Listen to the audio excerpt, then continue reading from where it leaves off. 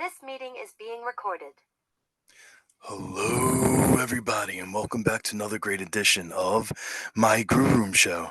And for the Grue Rume Show today, I got a very amazing guest, and his name is Bill Eadie, and he is Demolition Ax and the Mass Suit Superstar. I'm really looking forward to talking to him, and this is going to be a fun time. I'm really looking forward to talking to Bill about his time in WWE and NWA and everywhere else.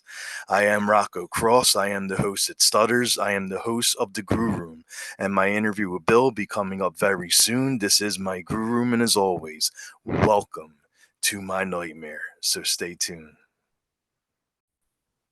This meeting is being recorded. Okay, welcome to Grue, and thank you so much for coming on the show and chatting. I appreciate it. Thank you. It's my pleasure, my friend. Awesome. So the first thing I want to start asking you is typical question is like, what drew you to want to do with this, and how did you wind up getting your start in pro wrestling? Well, I actually backed into it. My next door neighbor, I grew up outside of Pittsburgh, and my next door neighbor and I played ball. He went to Penn State. I went to West Virginia. So his dad used to be a professional boxer. Okay. And then after he became a politician, was mayor and county commissioner, et cetera, et cetera. Then he finally became one of the commissioners in Pennsylvania, or Western Pennsylvania. So we came home from college during the summer, and he asked us if we wanted to go down to the Civic Arena to see the wrestling matches. Of course, we both did, and he took us back into the dressing room, which was a no-no. But we were as big as most of the wrestlers at that time. And Guido Mongol, who later became my trainer and partner, asked us if we were interested in wrestling. And both of us said, well, I guess. So we started training, and then 6 to 8 weeks later, we had our first match. Oh my God! Wow, that was Yeah. fast. My first match was against Gorilla Monsoon. He didn't show up, and he was supposed to wrestle Eric the Red. So Eric Okay. the Red, I heard my name. The Gato told us to go up and sit in the audience, and I heard my name over the loudspeaker report to the dressing room, and here I am, and I didn't know anything. Wow. But So it was a good introduction. yeah. So you basically learn by just going in there and doing it like week after week, day after day. Right. We went to training for Friday, Saturdays, and Sundays during the weekends for about 6 to 8 weeks. And then we had our first match. We had matches with each other, but first match with an opponent who was seasoned in front of a crowd. That was exciting. Nervous, but Oh yeah. exciting. And it Wow. was a Civic Nice. Arena in Pittsburgh, so they probably had Bruno was the main event, and they probably had 8 or 10,000 people there. So you don't even know that there's anybody beyond second row. You're so nervous. And like you wrestled you team. You were one of the Mongols, Mongols. and you also were the mass superstar too, and you were kind of doing the both of them at the same time. Like, how did you adjust to like the different style for each person? Well, the Mongols were first. I teamed up with the guy that trained me, Mongol. Mm-hmm. His partner got hurt, who later became Nikolai Volkov, Oh, and he got hurt, and I took his place. And then we went into the Mid Atlantic area, Charlotte, and George Scott, who was the booker at the time, asked me if I would be interested in going a single. And being the rookie of the team, I said, I have to get the clearance from Guido. And he said, sure. He wanted to go back home. He lived in Pittsburgh and he was anxious to get back home. So he kindly stepped aside. And then I became the match superstar. I didn't do both of them at the same time. Oh, okay, okay. And, and you also had like a great run in N N dub dub WA WA? and yeah NWA, like you won a lot of belts there. You worked a lot of great stars there. And how was your time working there? Oh, I enjoyed it. That's where I got my break as a mass superstar through George Scott.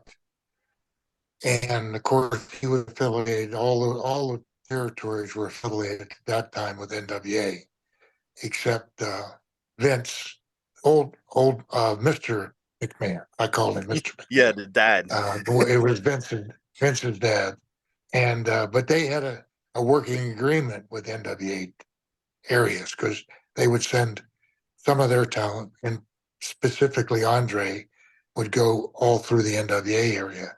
But I Oh, enjoyed it. I worked in Charlotte, where I started, and then worked in Georgia, and moved down here, and back and forth between Georgia and Charlotte. A few tours in Florida to help out Wahoo McDaniel, who was doing the booking, and then went to Bill Watts in and out of there. A couple shows in Texas. So it was nice. I mean, you could go mostly anywhere and they would take care of you. But my home base for most of that time was in Georgia or Mid Atlantic.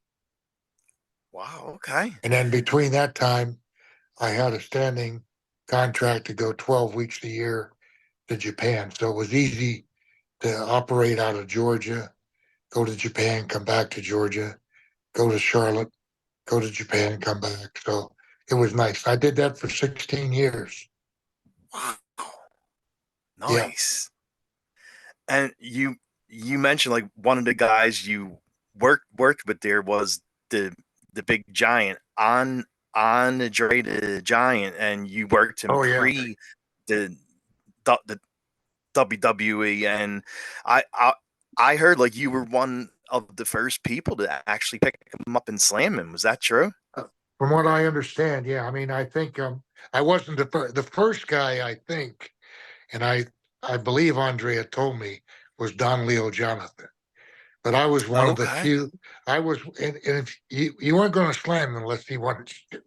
I don't give a shit what people say. But yeah, and he liked me. We had a good relationship. He was the godfather to my daughters. He called my wife when he was doing Princess Bride in England. Oh yeah. He called every Sunday and spoke with my wife. We had a good relationship with him. Oh wow. Yeah, because I was gonna say that like he wouldn't let anyone just slam him, so he had to trust you and Yeah, like you in order for him to trust someone slamming him. correct, correct. He was. I mean, he was a real giant, but he was a gentle guy. But the nice thing about Andre, you knew where you stood with him because there was no shades of gray. He either liked you or didn't like you. And I think that came from the fact, and we talked about it a number of times. I think he had a premonition that he wasn't going to be here long, Oh. and he didn't want to waste his time on certain things like people he wasn't didn't want to be around or things he didn't care for. And I felt good about that because he knew what he liked and what he didn't like. Hmm. Some of us get confused about that, and we try to please everybody. So Oh no, you're right. You're right. You're absolutely right about that. And in the WWE, like you and Barry, you and Smash, you you took the belts from him and his tag team partner, Hot Haku, and you also team with Andre in as Giant and Super Machine in Right, WWE. And how was right. both experiences like working with Andre and working against him in WWE? Oh, well, they were fun because I did so many years in Japan, and he was on most of the tours. He was probably on well over 75% of each tour. And say if I went 30, 40 tours, he was there 25 of them.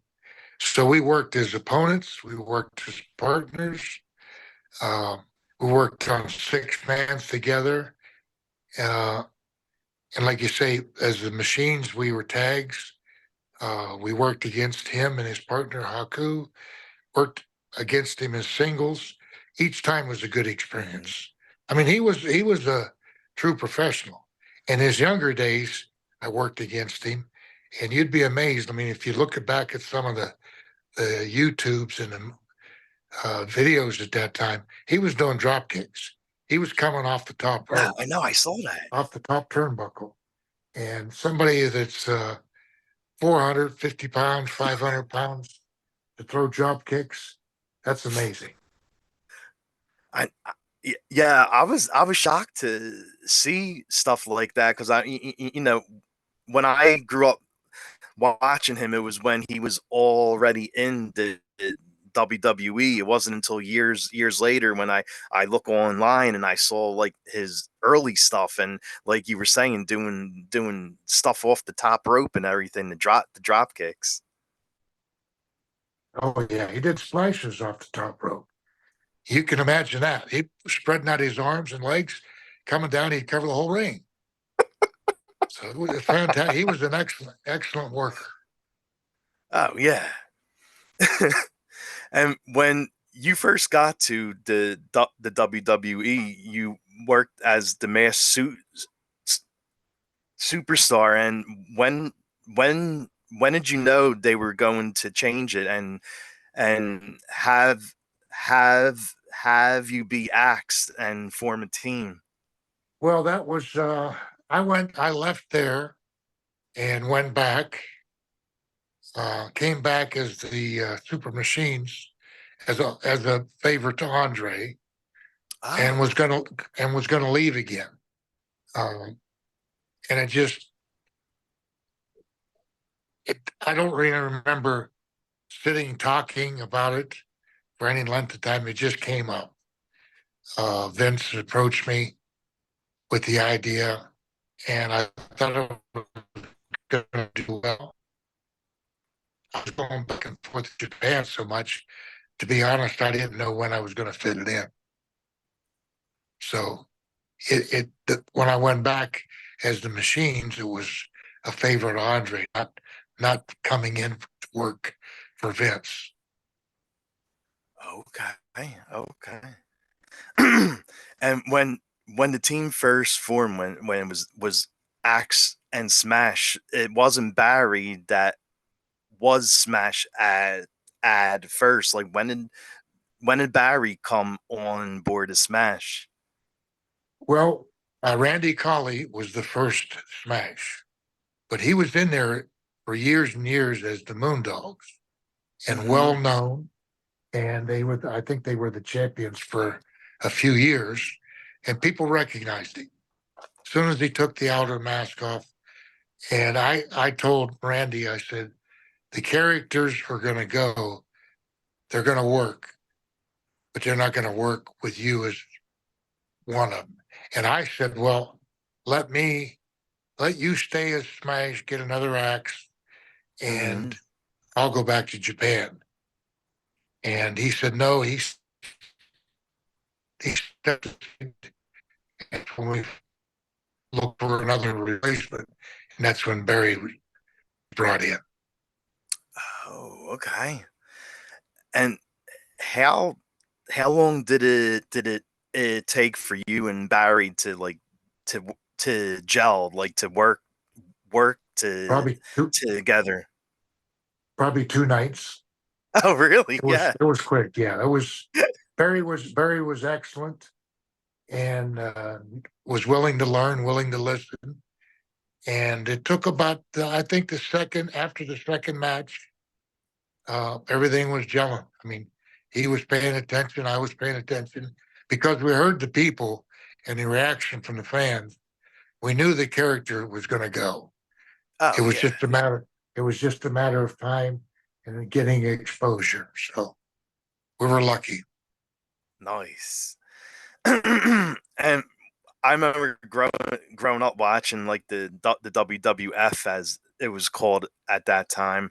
My one of the biggest things that I loved because I was a huge fan growing up of you and Barry, and Thank you.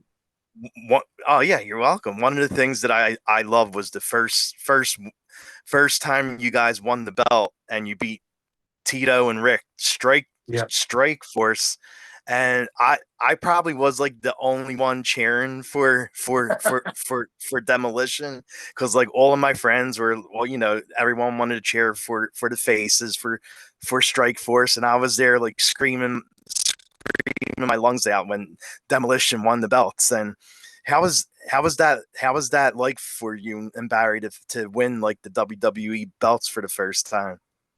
well, it was a good feeling, and Tito and Rick were very popular, excellent opponents, a lot of excitement, a lot of fire, uh, and it was a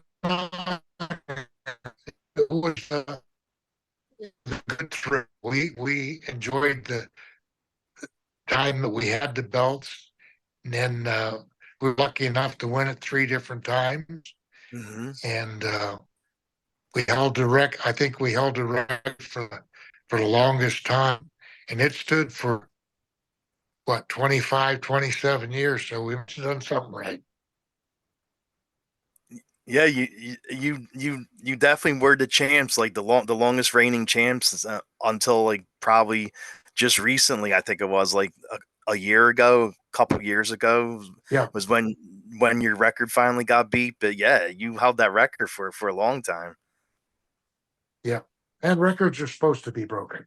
That's what they keep records for. So, and the guys, the New Days, they're good guys. So I'm glad that a good team uh, was able to secure the record. But and the nice thing is, the fans still remember us. Oh yeah, definitely.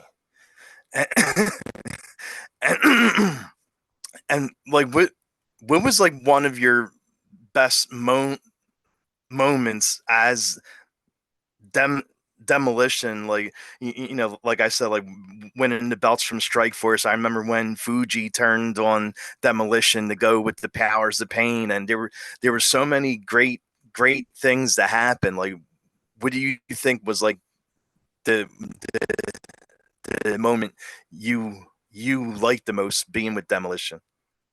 Well, it'd be hard to pin down one. But you mentioned a good one with the when Fuji made the switch. But Yeah. we had so many good teams to work with. You had the Bulldogs and the Heart Foundation and Strike Force and the Rockers and Powers of Pain and LOD. And I mean, you look at the list, and I know I'm leaving some out, but there were so many good teams. It'd be hard to pinpoint one. We were just happy that, and we really felt that so much tag team division at that time, I believe. It's hard to beat the excitement of four wrestlers and a manager and a referee in the ring time, guys. It's hard to beat that action. Oh yeah, definitely. And that's what I like too. Like then I loved tag team wrestling. Like I mean it's gotten better now, but like for a while, like the tag team wrestling wasn't that good. It was like no one even cared about it. Like I'm happy to see that tag team wrestling finally got back to what it was when you and Barry were teaming up. Yeah, for some reason I don't know why.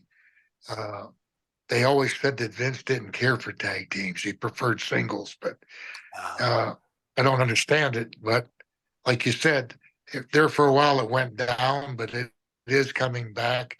And there's a lot of talent wrestlers uh, out there right now, so it's easy to. But you just can't throw two guys together. You have to have a team mentality. Just to use two guys, you don't know what to do with them, so make them a team. It doesn't work because either one of them wants to be a single. You have to have yeah. two guys that want to work together, that want to be a team to make the team effective. Oh no, yeah, definitely. And grown up again, like the one of the films that I loved, the action film was no holds barred, and you were in there with Hulk. And how was that experience like being part of the film and doing the match with Hulk and like getting involved with the film? Well, originally it was supposed to be Barry, which I was Oh, very happy about because I was going to have 2 days off. And at that time, we didn't have time off. And then Hogan came and asked me if I would do it because we had uh, a few matches over in Japan together, and he felt a little more comfortable. Not negative against Barry, but just the fact that he and I had worked together before. So hmm. then he Barry was happy because he had 2 days off, and we taped it in I believe Topeka, Kansas. And on the way out, we met here in Atlanta and flew out to Topeka and talked it over on the plane. And then when we landed, we went to the gym, worked out, and then went to the building. They had that building scheduled to tape all day, and we did it Oh in wow. one but they reduced it on the in the movie. Of course, I think it was less than 2 minutes, but we did it one take. So the director said, "Hey, that's perfect. What do we do now?" And Hogan says, "We're done." So I went back to the hotel and flew home. Of course, he had to stay there and do additional uh, parts and stuff. But I was home in one day, so I still had one day off. But it was a good experience. Nice. Yeah, I used to. I mean, I remember when that movie first came out. I loved it, and even now, like I'll go back and watch it. Like the match you had with Hulk was great in the movie, and of course him and Zeus, and it was it was Yeah, it was a really good action film. yeah, it was good. Yeah.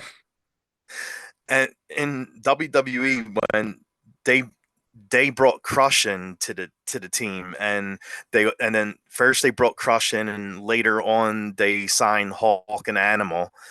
And did at that point, like when Crush start coming in, when the Legion of Doom start coming in, like did you see the signs like that they were trying to phase you out? Well, uh, one second, please. Yeah.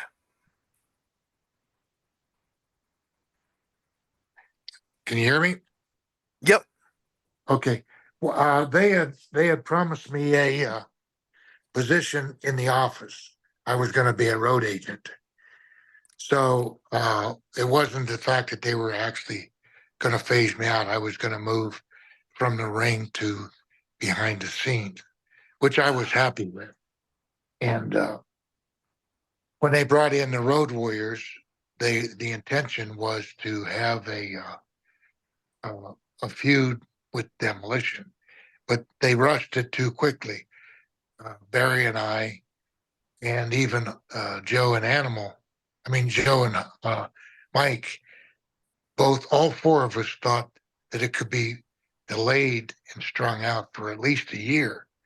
Oh But it yeah. was, if you remember when they had Flair and Hogan, Flair came in, they threw it together right away.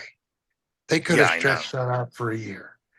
But sometimes the powers that be and the people that make the decisions who think they know all the answers really don't know all the answers. So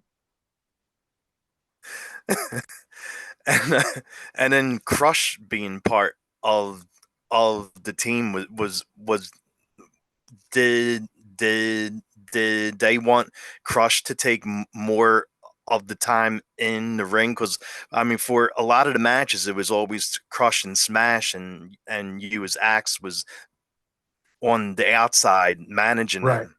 right. And that was, like I said, that was I was supposed to move into the office, and as it got closer to the time that I was going to become an agent, the duties and the salary changed, and then changed and Mhm. changed, and still had the option to go back to Japan. And I've never been one to beg for a job, so I figured I have an out, and I just took the out and went back to Japan. Oh wow, okay. And like how is it like there like from what I heard I mean when I watch it too like the wrestling looks like it's a little more stiff than it is here. It And is. did it take you a while to get used to that wrestling style? Because I mean No, you wrestled in the States. yeah, but the first trip I went over there, I went over as one of the Mongols, and Hmm. I was on the plane from Pittsburgh to LA and LA to Tokyo. And Guido, the guy that broke me in, was in my ear and telling me, don't do this, don't do that. And they're going to try to take advantage of you. And don't let them, don't let them, don't. So after about 17 hours of don't let them take advantage of you, I got off the plane. And about literally, the first 3 or 4 days, I was beating the shit out of people, literally. Nice. And Inoki, who became good friends with me, he was the owner of the company. He Yeah. said, we want you to loosen up a little bit. So I knew from that day one till about day five, when I was beating everybody up, I knew that I already established myself. So the guys that were going to beat somebody else, they were looking for somebody else to beat up. Because I used to watch the young guys come, and it was if it was a 2 week tour or a 6 week tour or an 8 week tour, if you didn't stand up for yourself, you were gonna suffer for the whole tour. Because that's the only way the young boys could rise up the ladder. But Oh. I was always snug anyway. There's a difference between being snug and being dangerous. Being snug is people can't see through it, and being dangerous, you don't care about your opponent and you don't care if he gets hurt. And that's not the way you're supposed to be. You're supposed to, if anybody gets hurt, you're supposed to get hurt, not your opponent. Oh But wow. some days nowadays, you see, there's a lot of guys wrestling that they don't know that rule. That's That's why you true. have so That's many, true. You're absolutely right. that's why you got so many injuries. I know. I know. It's sad. And I also heard like you you had a a health scare too, like from the iodine from fish Yeah, shrimp, from shellfish. shellfish, Oh wow. shellfish. That's what precipitated them bringing in Crush at the first time. And Oh. it was basically due, like I said, I had gone back and forth to Japan probably 40 times, anywhere from 2 weeks to 8 weeks. And when you're over there, I love sushi and I love shrimp and shellfish and oysters, and I was consuming a lot of that. And what happens is, and I didn't know about it, and since then, a lot of people have told me they had developed the same issues. It builds up in your system, and a little bit of the residue stays in your system.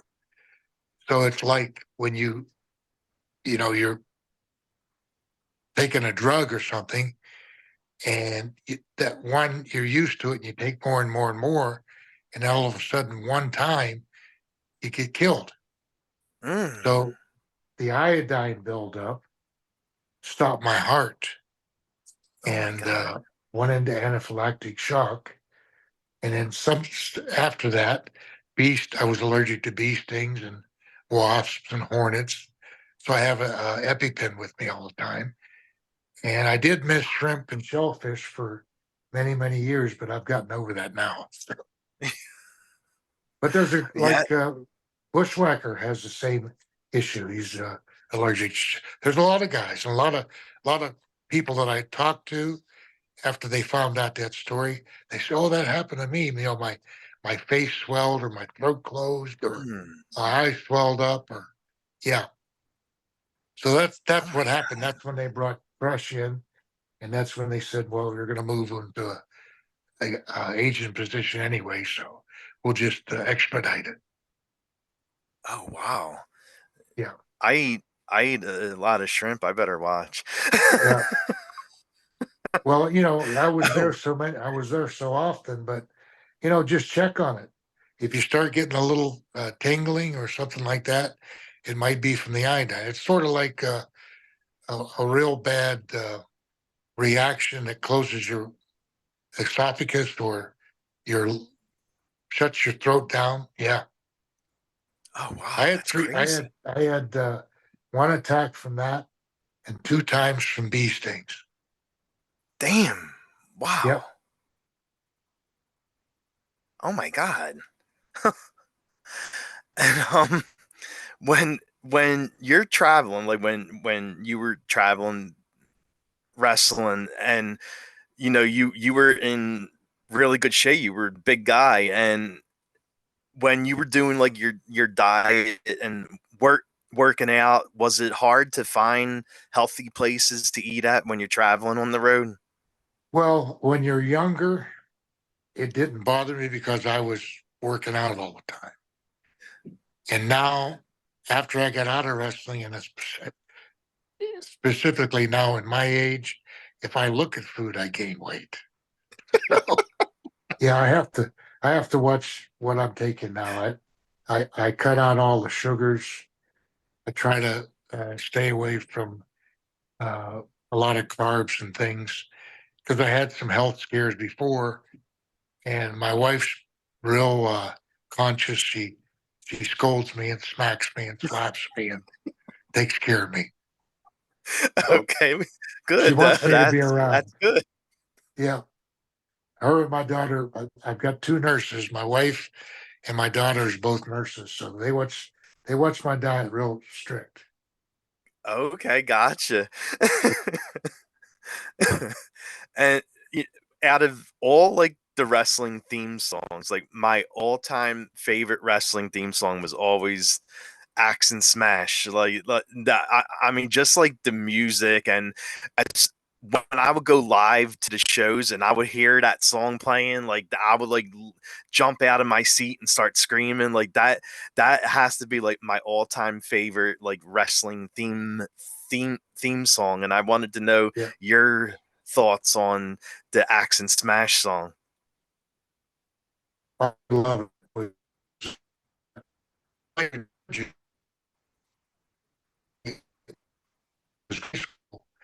And the bus driver used to pick her up, and he had a cassette.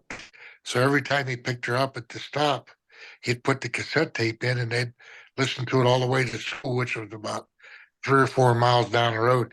And she said, "Daddy, I'm getting sick of that song." She said, "It's good, but I'm getting sick of it." But it was on the radio and everything here. But the first time we heard it. Jimmy Hart uh, played it for us at Madison Square Garden in the locker room, and we loved it from day one. And it set the tone of the matches.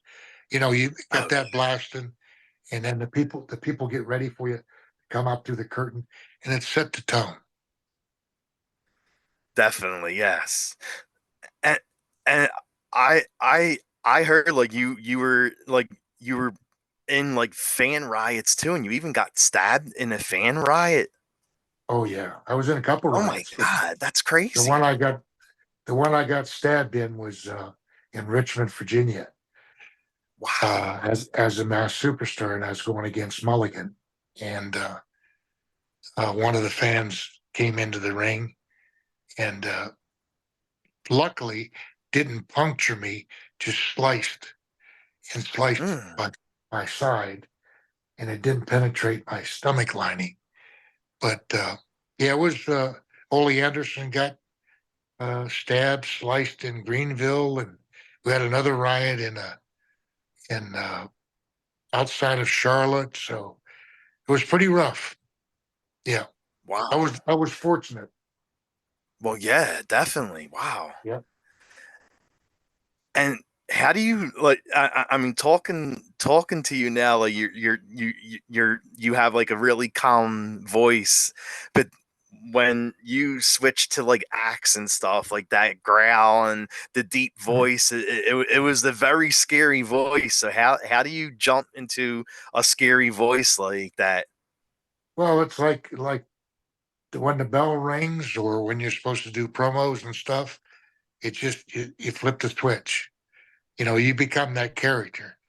To be successful in any business, I think you have to become that person, salesman, actor, football player, whatever it is, wrestler. You have to take on that persona. And we were Axe and Smash, and we were loud and boisterous. Matt Superstar wasn't. He was calm and collected and talked Mhm. like we're talking. So, and the Mongols, they didn't talk at all. They just grunted and shouted. So it depends on who you are. And once in a while, I'll flip in between, especially when I'm Definitely, yeah. signing, Like especially when I'm signing it at the autograph sessions. Somebody will bring a demolition figure or a picture, and then 4 or 5 people later, they'll bring a superstar. And before I know it, I've written Axe on the mass superstore or vice versa. So I have to apologize. yeah, I mean, hearing Axe and Smash talk, especially like I said when I was a kid, like listening to Axe and Smash talk, like that was it. Like I would get into it. I'm gonna kick your stinking teeth down your Yeah, throat and all that stuff. And oh my god, it was amazing. yeah, we had fun with it. Definitely. And you were so good at doing promos, like both as the superstar and as acts. And in your mind, like what makes a good promo? Well, we prided ourselves in doing everything on one take, and we did for years and years and years. And you just have to get your mind straight. Tell us the town, tell us the opponent. If you want to mention the building or the time, but let us know where we're going to be and if we're coming back. And then we'd put a little bit of thought into it, talk it over with each other. One take, we're out. And the thing that hurt Crush is that he was very young and inexperienced, and he didn't do that many promos. Mm. And a couple times he'd make a mistake, and the other guys in the background would say, "Demolition don't mess up. They only do one take." Well, then it put pressure on him, and we tell him, "Don't say that to him." But they already did. So in the back of his mind, now he's worried about screwing up. But yeah, if you get your thoughts together, it's easy. It becomes like everything else, repetition. You know how to do it. Tell us how long we got. If we got 30 seconds, 45 seconds, a minute, whatever it is. Okay. And you've been around like everyone, like from Bruno to Hogan. And was there any wild road story? No, we basically kept to ourselves. We traveled. Barry and I and Fuji would travel. Once in a while, somebody would go with us, like maybe Tito or Crush when he was later on when he came in. Uh, but we were pretty vanilla. We went to the gym. We went to the gym. We found a good restaurant. We drove in a good vehicle, always a Cadillac or Continental, give us room and space. Slept in good hotels. because we were selling our product was us. So we Hmm. can't be worn out. We can't be tired. We can't be weak. We have to have nutrition. So our day would be airplane, rental car, gym, restaurant, locker room, hotel, start it over again the next day. Not very exciting. Okay. Well, I mean, you had to do what you had to do, right? Yeah. I mean, you had to go night in, night out, like doing shows every week, mostly every day or every other Yeah. day. I'm assuming you were working. We were out 350 days a year. Wow. Doesn't leave much for the family unless, say, for example, we were in California, or say we're in an area like for a week, and then we'd fly the Mhm. family out. But once the kids started going to school, they can't miss school. So in the summertime it was a little easier.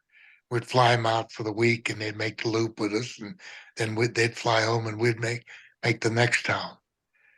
Okay. But like you say, you're someplace different every night, you know. And the people in LA don't care if you're hurt; they just want you to be there. So the next night you're in Seattle, they don't care if you're hurt; they want you to be there. Same thing True. every night. So Wow. Yeah, that definitely takes a toll on you, like takes a toll on your yeah, body and yeah, wow. yeah. And you can't that way, you know.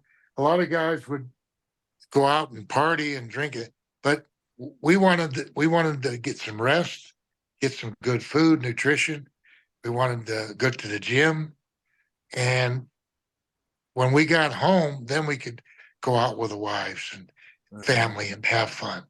So we were a little more vanilla than a lot of the guys. Some of the guys they partied if they were on the road 20 days, they partied 10 of them.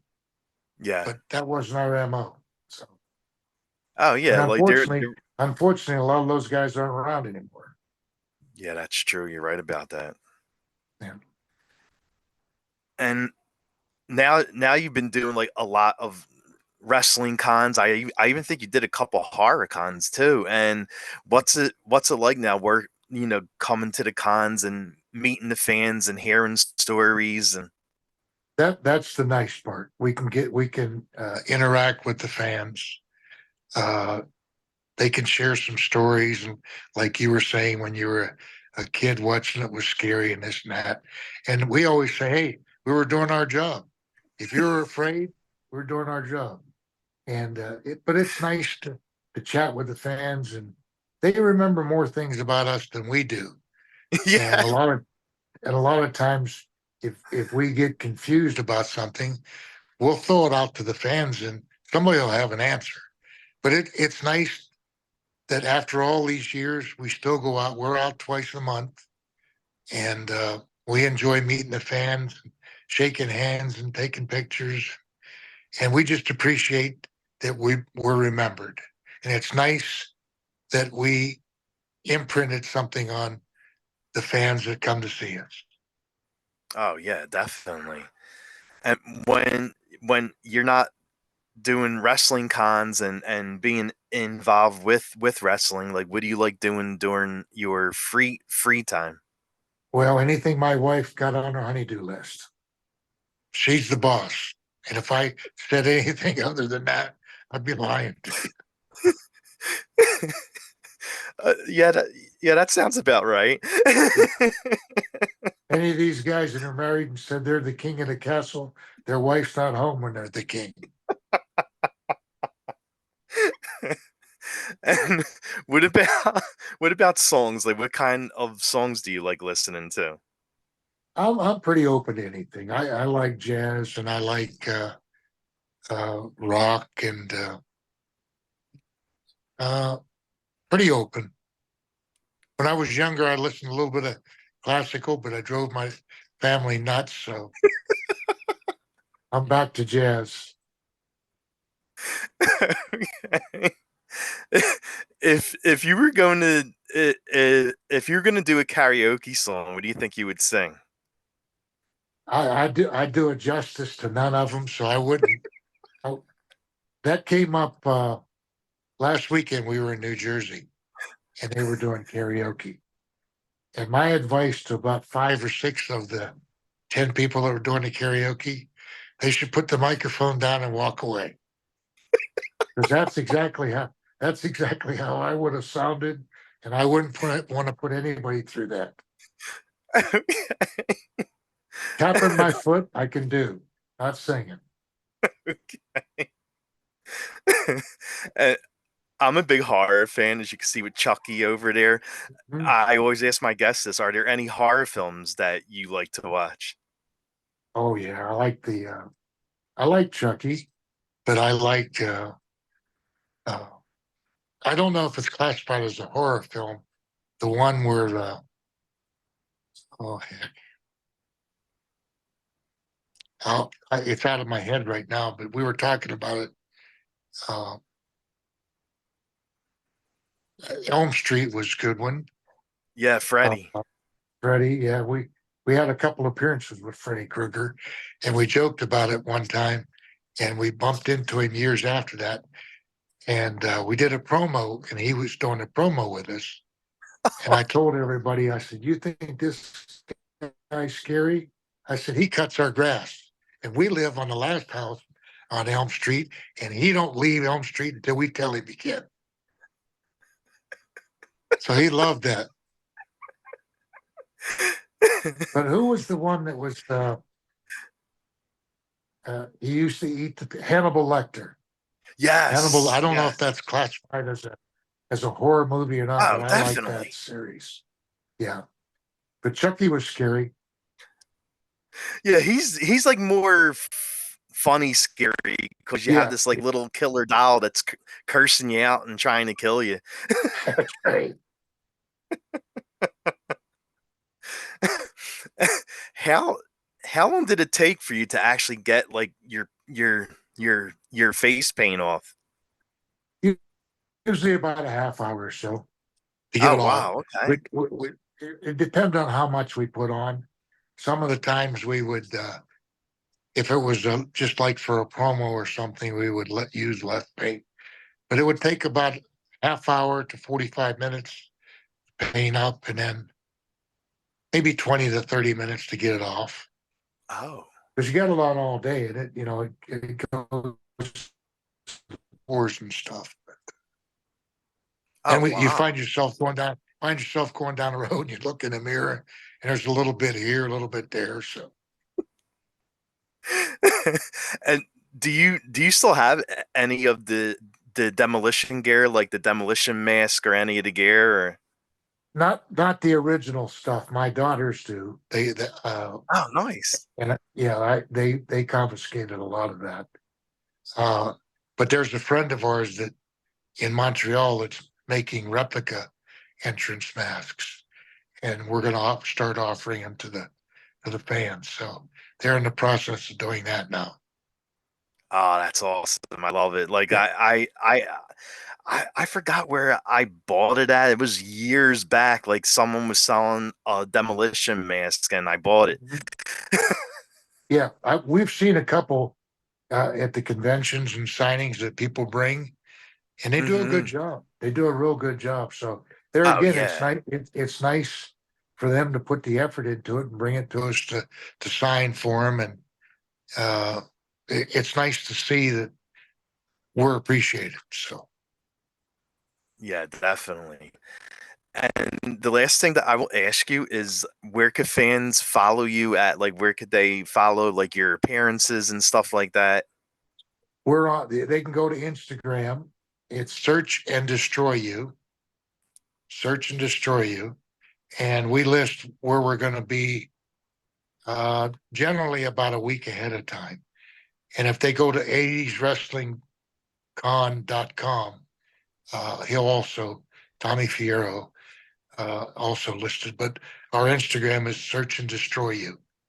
So, and it's been nice. We got some good interaction with the fans, and it's nice to get some questions from them. So just bear with us. Sometimes, like this week, I said, the internet's been down here since putting in new cable, but I'm sure I'll have by the end of the week or the first of next week we'll be back on, so we can catch up on some questions and stuff.